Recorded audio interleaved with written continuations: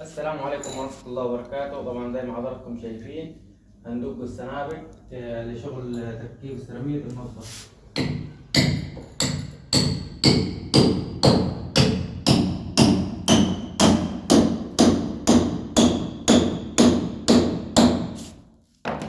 طبعا دق السنابك دي ناس كتير بتسأل على الشغل ازاي بتدق السنابك.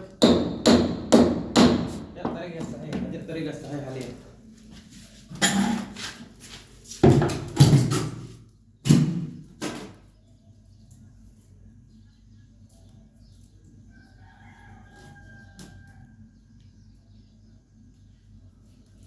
طبعا بتعتمد على أكتر حاجة مايلة في الجنب. لما تيجي توزن شوف ايه أعلى حاجة تشتغل عليها.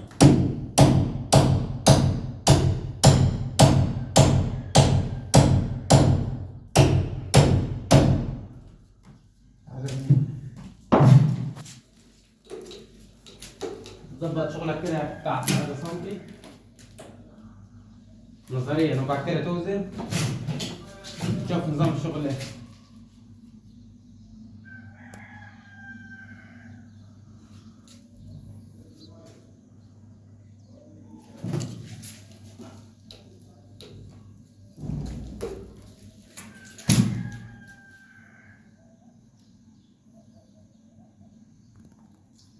طبعا كل الشغل بيمشي بنفس الطريقة دي.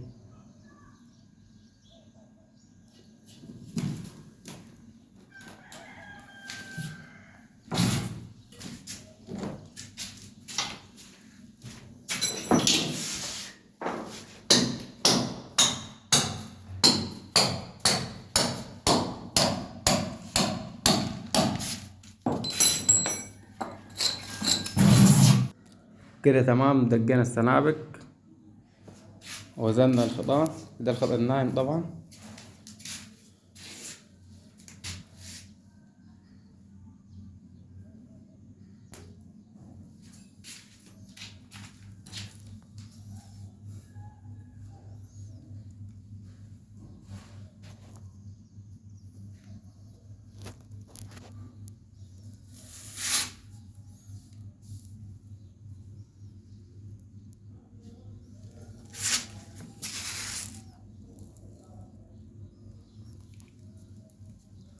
طب الخيطان دي بتبين لك الشغل، تبقى عارف نفسك شغال ازاي.